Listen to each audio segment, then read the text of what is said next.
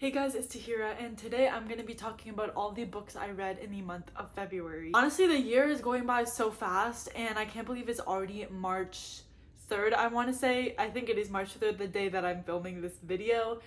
And the year is just going too fast for my liking. But in the month of February, I only ended up reading 4 books because I read a couple of long books, and the month is also shorter than the other months. So this one's gonna be a pretty short wrap up, but I'm excited to talk about all these books. So I'm gonna start off with a few statistics.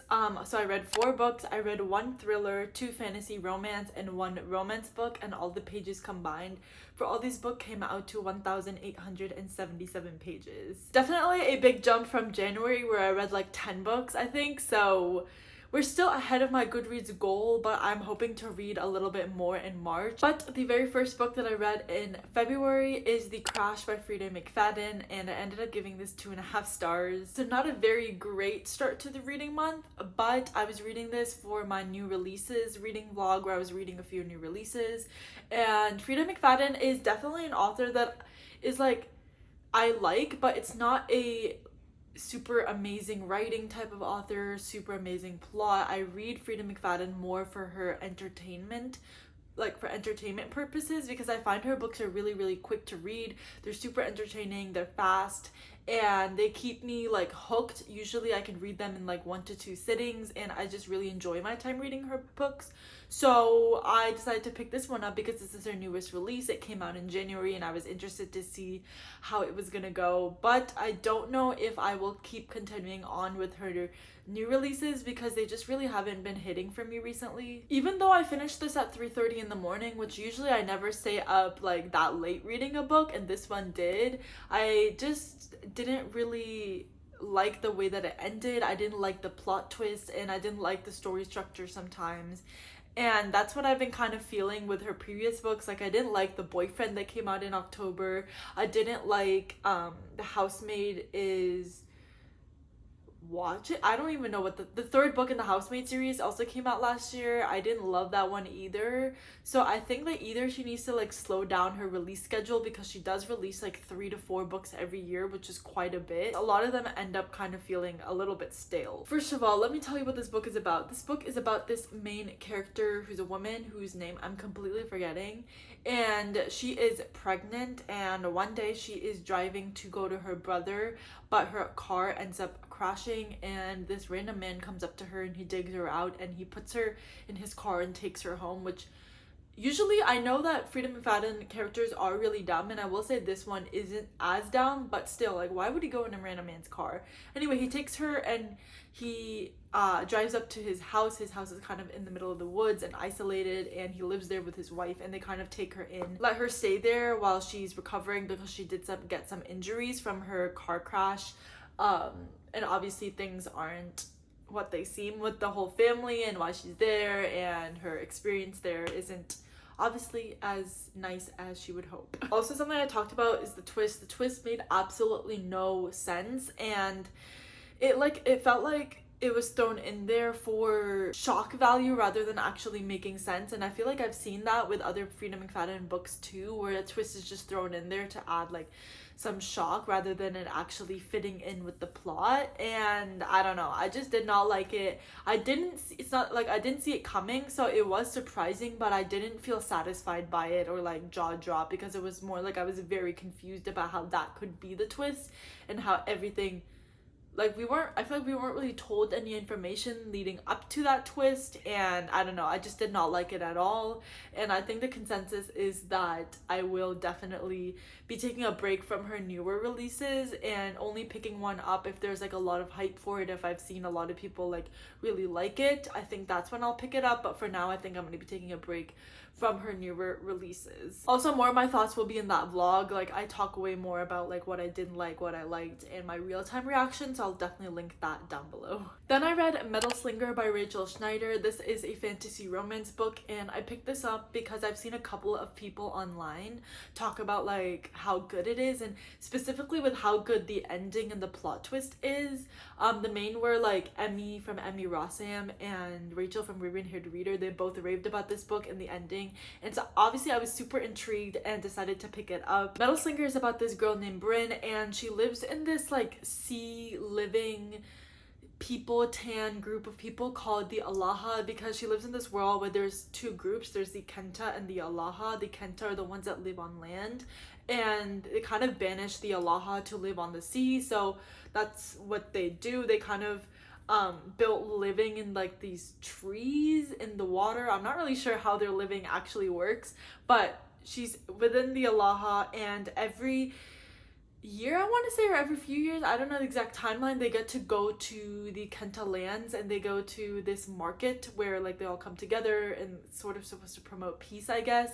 But then something happens, so they have to go back, and this mysterious stranger that Bryn sees at this market comes to find her back at her Allaha like living area. This random man who she comes to know is this man named Acker, decides to tell her a little bit more about who she is, because she's not exactly who she thought that she was, and he ends up like taking her basically from Allaha to go back to the Kenta lands and the kingdom, and that's kind of where the story starts. I ended up giving this 3.5 stars, so I really enjoyed this story, but I did have a few issues with it that I'll talk about. I think overall I thought this was a really fun book. I had a good time reading it, and it had an interesting magic system that I definitely want to know more about.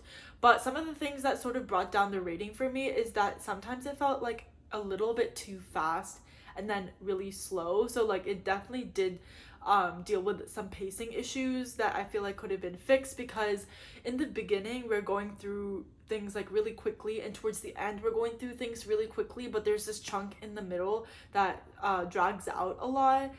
Because the Allaha live on water, the once Acker comes and takes her away, we go through the section where they're on the sea. They're basically just traveling in the ocean, sea, I don't even know, from her like living area to the land, and that like journey I felt like was a little bit slow. I feel like we could have cut out. It kind of got a little bit repetitive and boring, because obviously you're on the sea, like not much is happening.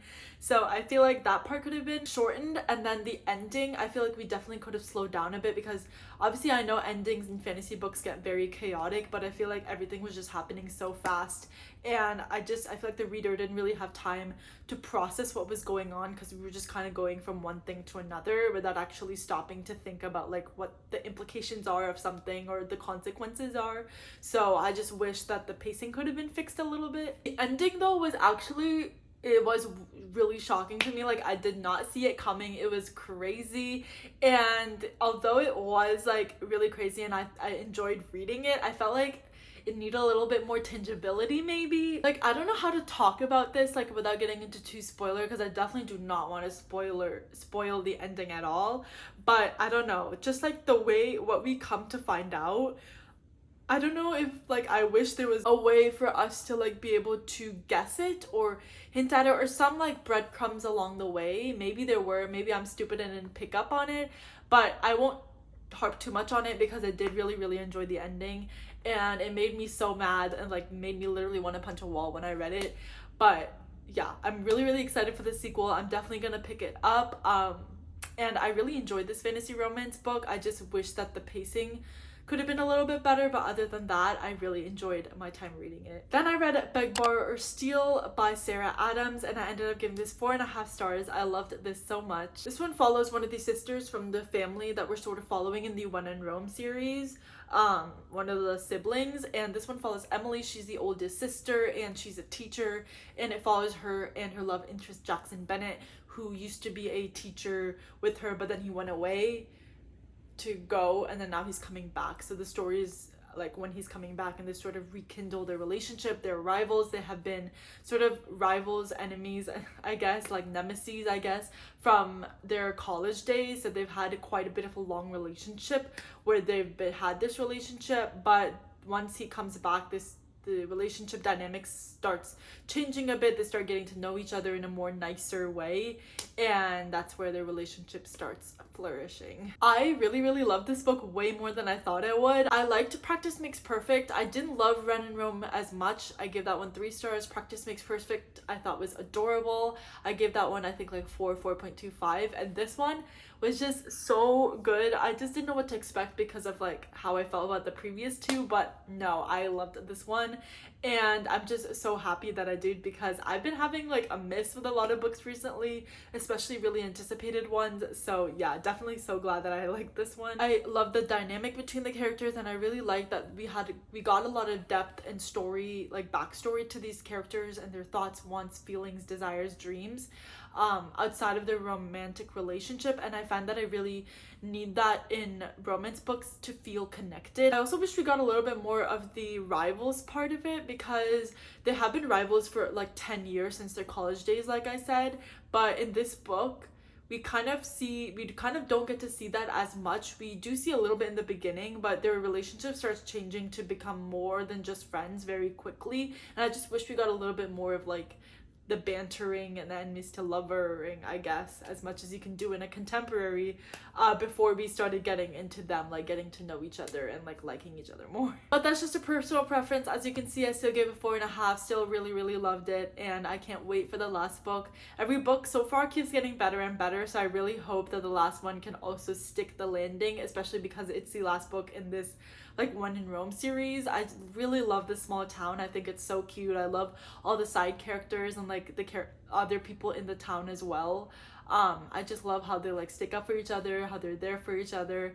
And it's sad, but I'm also really excited to see what happens in the last book. Then the last book that I read in February is Anathema by Carrie Lake. This one I read because it was the first book club pick for the Fanrow Forest book club, which Rachel from Raven-Haired Reader runs, and it's a whole book club dedicated to fantasy romance. So this one I read because of that. I normally would not have picked it up like right away. I have heard of this book, but it wasn't a book that was super high on my radar. And I ended up giving it like 3.5 stars. I think I'm gonna go more towards a 3 though. So that's sort of how I felt about the book. This one is about a human girl named Maveth, and she lives in this town that's very misogynistic because women are supposed to be like basically married off. They're there to be wives and mothers, and they're not there to actually do anything. So Maveth is about to be married off to this random like man. And also, when she was a baby, she was found near the entrance to this thing called the Eating Woods, which is this magical, really dangerous, horror-esque forest that nobody goes into. If anyone goes in, they never come out. And she was found at the gate to that forest. So she's also adopted, and everyone thinks that she's cursed because of like where she was found. So she's also sort of shunned from society. So nothing is really going in her favor in this town. But one day her sister is about to get banished into the Eating Woods, and she follows her sister into the woods, and there she finds this man named Zavander, who is our male love interest. He is this cursed man who has this thing called sable fire running into his veins, which is a very, I think, like corrosive fire, and he's basically cursed. So he wants to like find a cure for it, and he finds out that Maveth could possibly be some of the answers to this curse. So that kind of brings them together. He saves her while she's obviously getting attacked by these random creatures in this Eating Woods forest. They go back to where he lives, and that sort of starts their dynamic. I think the pacing of this book was really off. This book is split into like 3 parts, I want to say. Part 1 was so boring. We're kind of following her day-to-day life in her little like misogynistic town. Part 2 is when we actually start getting into her going into the forest, and that one was definitely started off really great, really fast-paced. I loved the action that was in the beginning of part 2, but I feel like that one also simmered down a little bit throughout the book, and we kind of got into slow parts again. And this one is an almost 700-page book, and I feel like a lot of it could have been cut out to sort of pick up the pacing a little bit. Another thing is that there's a really big glossary in the beginning, which I totally skipped over because I'm not reading a glossary. I'm sorry. If you're gonna put a glossary in a book, I will not be reading it. You just better put the descriptions in the book too, because I will not be reading a glossary. And they did explain stuff in the book, but I still found the world building to be super confusing at times, especially Zavander, because Maveth is very like human. She's born and raised in a human world, and Zavander was born and raised in a different world. So there's a lot of like language and vocab and just different terms being thrown around. And even though like I'm sure they were explained, my mind didn't grasp it, and I just didn't really understand what was going on a lot of the time with the world building. I honestly liked the romance. I liked the dynamic between Maveth and Zavander, and though it did feel a little bit rushed in the end, I will say it's a pretty slow burn romance. It didn't bother me too much, like the rushing at the end, and I ended up like liking their dynamic. So that was one of the highlights of the book. But honestly, the romance was one of the only things that was like keeping me onto the book. The plot I ended up not really caring about. Like I found myself caring about the romance a lot more than like the world and the plot, which maybe means this is definitely more of a 3-star than a 3.5 star. But yeah, lots of things didn't really end up mattering in the end either. We were introduced to so much with the world, the vocab and the terms and the way that Mavis fits into this world, but none of that ended up like doing anything towards the end. Why were we told so much information and then half of it wasn't even a thing that came up again? I don't know. I feel like this book had its issues. I did enjoy the writing style and I did enjoy the horror and gothic elements because this is a gothic dark fantasy romance, and there is, I will say, like talk and experiences of like sexual assault and just misogyny in general. So I will put a trigger warning on that for if you're sensitive to that. But other than that, I don't know. I just felt like I didn't really understand what was going on and I didn't really care too much for the plot. The romance was what really kept me going for this book. Anyway, those are all the books that I read for the month of February. Let me know down below if you read any of these books, as of course I would love to know. But that is it for this video. Hope you enjoyed and I'll see you next time. Bye.